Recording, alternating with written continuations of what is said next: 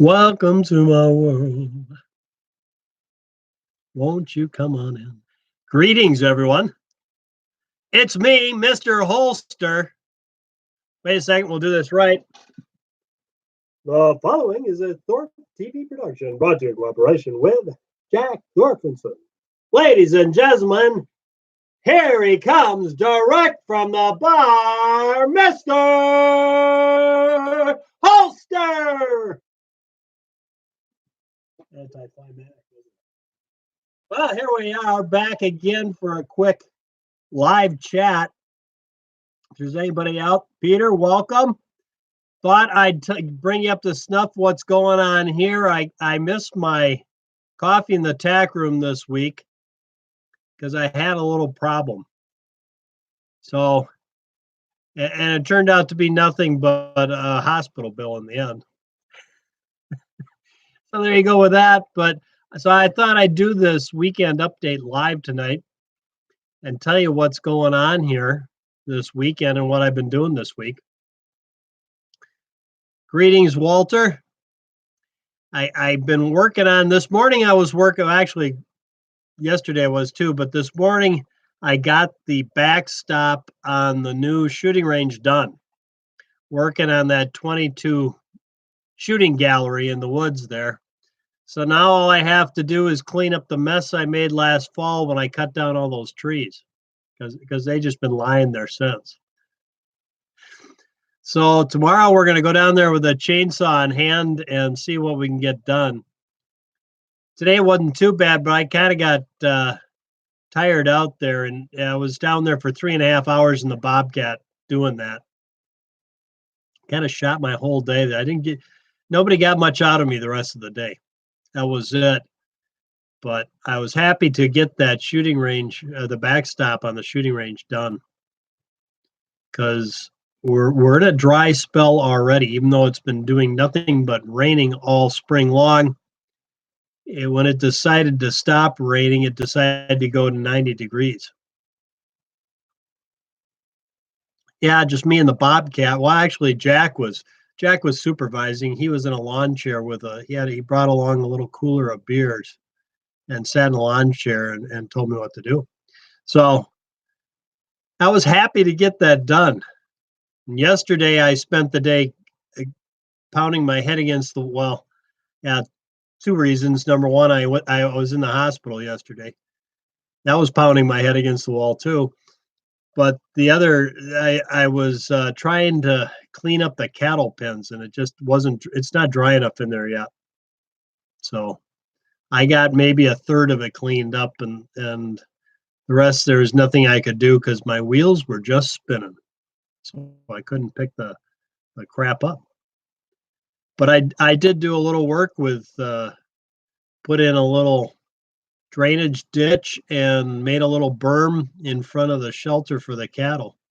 And those little calves were up on top of that berm up on top of the berm. As soon as I let them in there, they just something new. It was like a amusement park to them. They were out there playing on it this morning too. There's something about going up the one side and down the other they really liked, just back and forth. So this weekend, I don't know quite what I'm going to do this weekend, but I'm going to have something on Saturday morning, either out on the hard target range or maybe even some video from the 22 gallery involved to show you where I'm at with that. And I was kind of thinking I wanted to shoot my Ruger Gary Reeder custom Rugers this weekend is what I was thinking. Welcome, El Tenda. So that brings you up to snuff. If you want to tune in on Saturday morning, you can see some footage of where I'm at with my shooting gallery, maybe. And then probably be out on the hard target range, although I might be on the other range. Not sure. Haven't decided what I'm going to shoot at. And that's what we'll be doing on Saturday morning. Welcome, Chico Wise. Other than that, I will.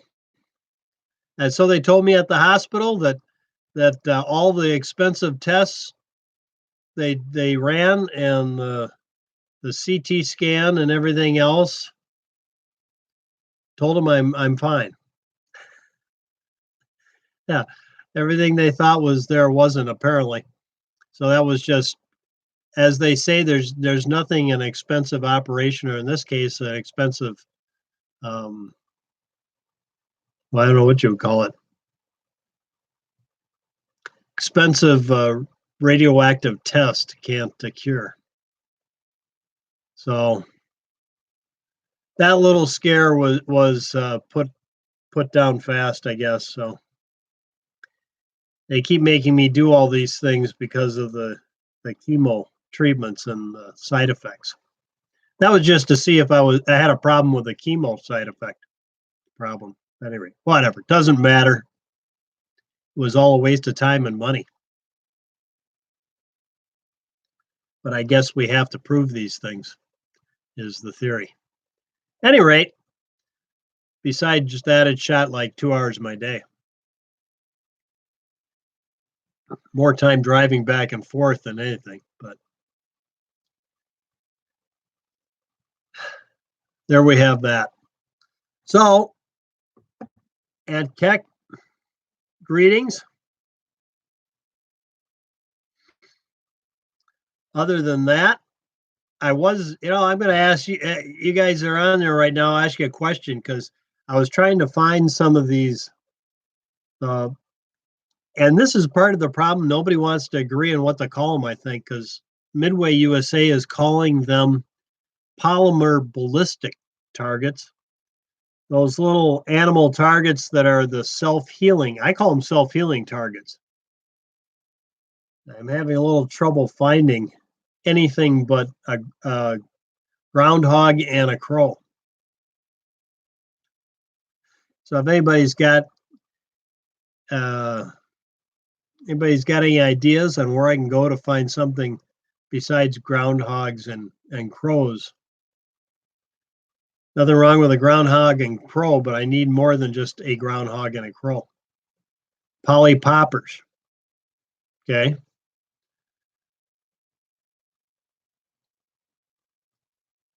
That's what I'm looking for. That's what I want to put in the 22 gallery.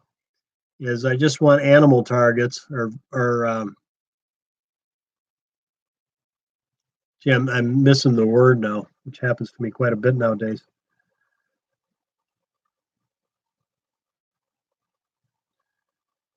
Varmint targets. Yeah, varmint targets is what I want. I was hoping to find squirrels and more than just a groundhog and a crow, anyway. But I'll continue my search. Hopefully, I'm going to have that thing done because I didn't try them. I'll try that. Natchez shooting supplies. I'll try them. I haven't tried them yet. Didn't think of that. My wife's in charge of the shooting competition next month, and I'm going to be in charge of the one the following month. So I want it to be in the 22 shooting gallery. I want to have that all done by July and have the competition in there. And I think I'll have no problem. It's just you cut down a tree and it's not hard to get rid of the tree. It's the limbs that are the problem. All the branches. I have a lot of branches to haul out of there. Not a good time to have my truck crap out on me.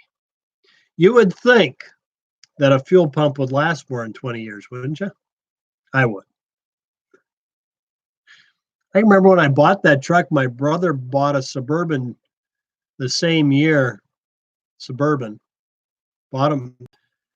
Every year his fuel pump went bad. Mine's made it all these years, but decided finally to crap out now.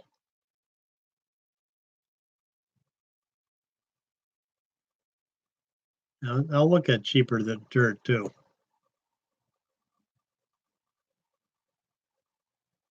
Yeah, I can remember back in the day, cheaper than dirt. I got a bunch of Beretta magazines back during the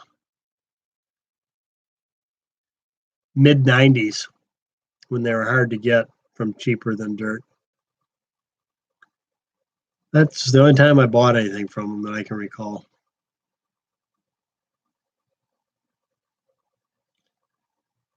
So there you have that. That's about the only update. We got been watching two calves, or cows in particular, because they should have dropped this week, I felt, but they didn't. We're really behind time on that. Haven't had half of them drop yet. So we're kind of late this year, just kind of like the weather. And the weather's changed. It was rain, rain, rain. Now it stopped raining and it's 80 degrees today. So it went from last week, it was raining and 39, and today it's sunny and 80 degrees. That's why I got down there and finished that backstop this morning, because the ground's going to be harder than a rock by Friday, and I won't be able to do anything. So decided I'd get down there, and probably would have been better to go tomorrow, because as you got about 2 feet down, and I started sinking. It was wet enough 2 feet down that Mrs. H is at work right now. She's watering plants, no doubt. And Jack, he's down at the VFW. Yeah, probably buying those the scratch offs. Yeah, wasting all his money.